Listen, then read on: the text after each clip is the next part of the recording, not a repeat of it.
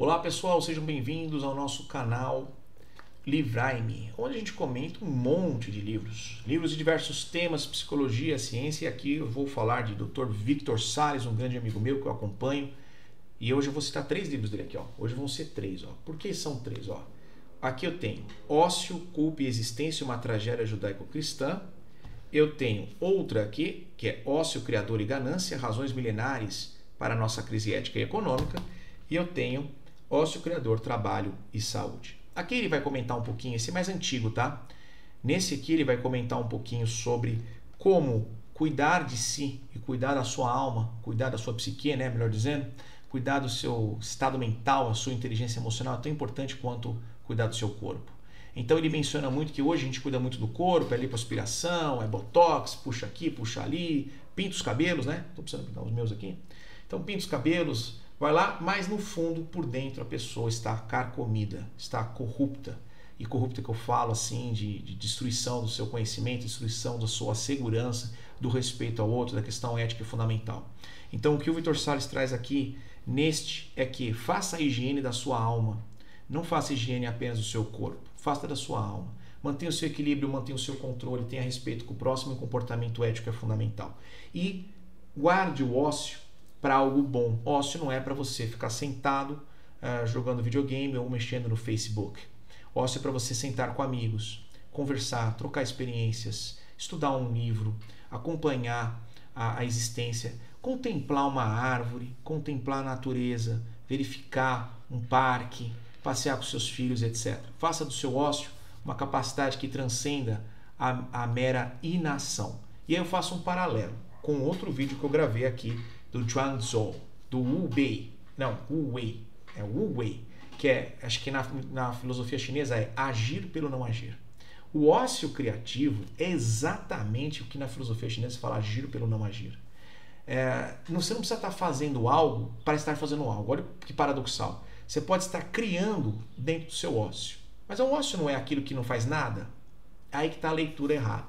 É possível agir pelo não agir. E esse conhecimento que está no Zhuangzi, eu misturo com o conhecimento grego do ócio. O ócio é fundamental. Os gregos entendiam o ócio tão fundamental que não deixavam votar quem não podia ter ócio. Eles achavam que o ócio era mais do que necessário para a formação humana. Então, quando você não é dono de si próprio, você é escravo. O que é um escravo? Um escravo é aquele que não tem capacidade do ócio. Quando ele tem ócio, ele está tão exausto, porque usurparam tanto da sua condição e do seu tempo e da sua alma, que ele não tem mais condições de seguir adiante. Se nós formos analisar, 1/3 do seu dia trabalhando, né? 8 horas do seu dia você trabalha, isso não é hora extra, né? 8 horas você dorme e tem apenas 8 horas para você ter o seu ócio criativo. Lembrando que aí você também tem que almoçar, fazer as correrias do dia a dia, ir no médico e tal. Então, nós temos uma sociedade, aí procura o meu vídeo Desordem do Tempo, onde eu falo sobre o tempo, falo do conceito físico do tempo. Então a gente tem essa leitura importante do ócio. Quer dizer, eu sou dono praticamente de 1/3 do meu dia. 2/3 ou é para sobreviver ou é para trabalhar, que envolve o sobreviver. Então, como buscar uma criação profunda se eu não tenho tempo? Então, a escravidão ela mata 2 vezes o indivíduo. Primeiro, porque impede ele de ter acesso a livros, a conhecimento, até um ócio criativo. E segundo, porque o indivíduo é massacrado na sua existência pelo tempo. Então, hoje a escravidão moderna, ela talvez não tenha correntes, né? Ainda existe, né? Mas eu não estou falando dessa escravidão trabalhista aí, estudada pelo direito do trabalho, ou análoga, a condição análoga de escravo. Eu falo de algo mais profundo. A escravidão moderna, ela é uma escravidão que faz você se auto-escravizar. Basta ter um ócio que você vai ao shopping fazer uma compra. Basta ter um momento de ócio que você entra no Instagram. Basta ter um momento de ócio que você vai jogar um jogo, vai fazer uma aposta. Então o tempo todo você está sendo colocado em situação de risco e você não desenvolve absolutamente nada. Então aqui ele fala muito sobre essa saúde, tá? Aqui, esse outro, ele comenta sobre o ócio e ganância. Aqui é do aspecto mais da economia, tá? Como a gente é induzido a ter ganância para não ter ócio. Perceba. Então hoje há uma culpa muito grande de você estar parado. Você fala, estou parado, preciso produzir alguma coisa, vou escrever um livro, vou escrever um artigo, pelo amor de Deus, eu vou fazer um curso, Por que você tem que estar sempre produzindo algo? E detalhe, será que isso é uma produção mesmo? Será que não é possível produzir algo mais profundo, que é uma arte, uma cultura, um estado de relaxamento mental, cuidar da sua saúde mental tanto quanto do seu corpo? Então as pessoas hoje vão para a academia, acabam brigando lá. A gente vê que dentro do ambiente da academia as pessoas se batem, porque há muito ego, há muito narcisismo, é muito espelho, é muita autofilmagem e pouco preocupação com o seu estado psíquico. E aí há um corpo bem cuidado, que isso a geração, os millennials, né, a geração Z cuida muito bem do seu corpo, isso não tem a dúvida, mas às vezes se esquece desse estado de equilíbrio emocional. O equilíbrio emocional é importantíssimo, né, para você buscar esse equilíbrio. E o que a economia propõe? A economia propõe o tempo todo aqui, ó, é que se eu te coloco em ganância, eu lhe tiro o ócio criador. E aí, como você não tem um ócio criador, você vai gastar muito mal o seu tempo e o seu dinheiro, sem cultura, desaculturado que se torna, fica, portanto, necessário de alimentar esse vício e aí gera mais ganância para obter mais bens para poder manter isso. Um homem, em verdade, a economia nos mostra, não precisa de muito para sobreviver. Nós não somos aqui um troglodita que consome toneladas de carne, a gente não é um hipopótamo, a gente não é... claro que o hipopótamo, eu estou falando aqui da dieta do hipopótamo com mas para manter um animal gigantesco consome-se muito alimento. E nós não temos isso aqui. Nós não temos isso. O homem não é algo custoso para a natureza, não custa caro para a natureza.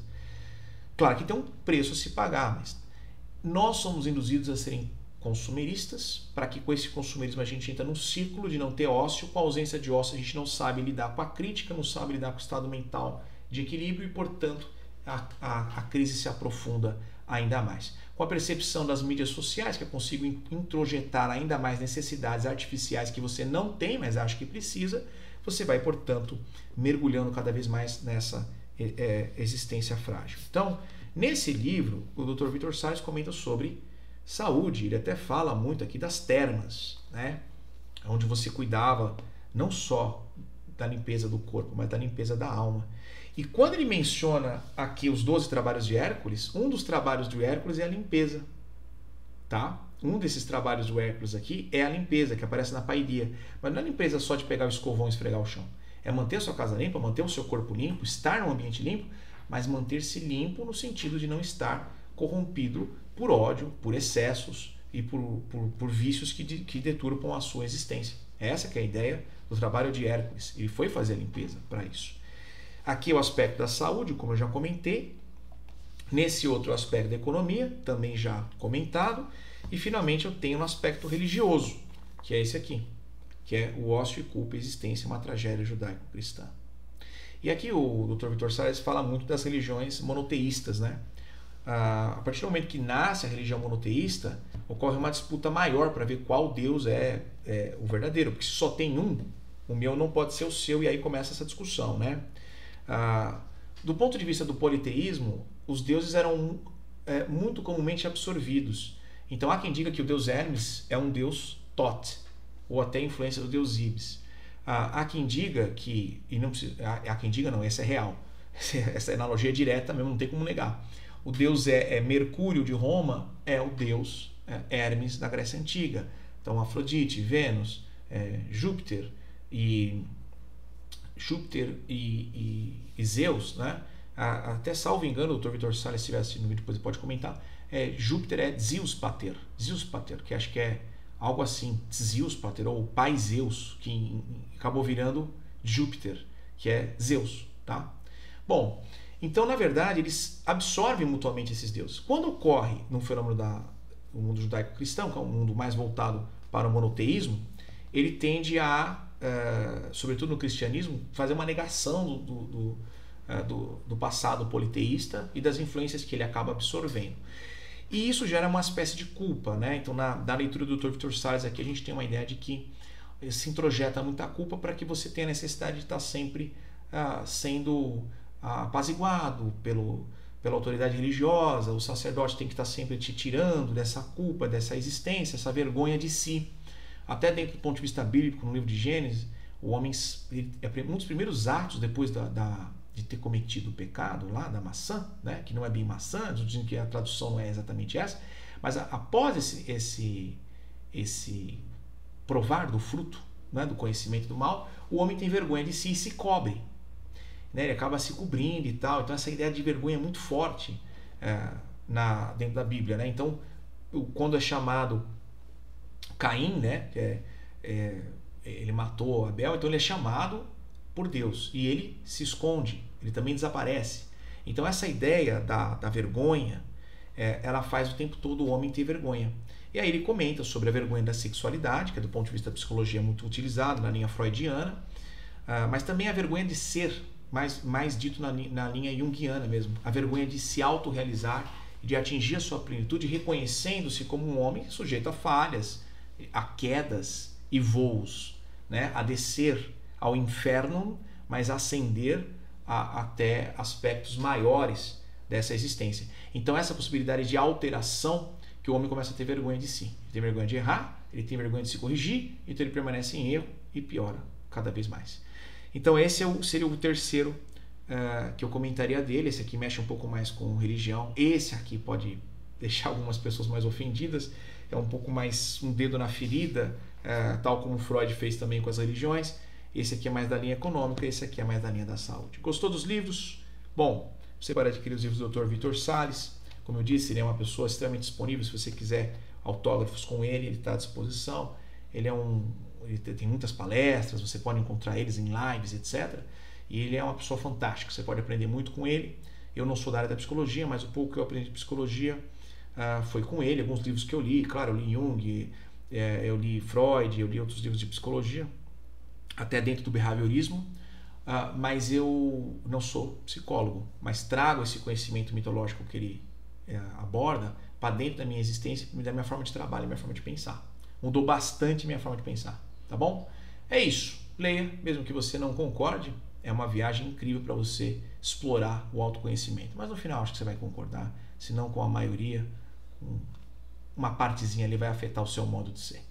Um abraço a todos, espero que vocês tenham gostado. Deixe seu like, compartilhe, recomende o livro também, caso você tenha gostado. E é isso. Um abraço para vocês. Tchau, tchau. Até a próxima.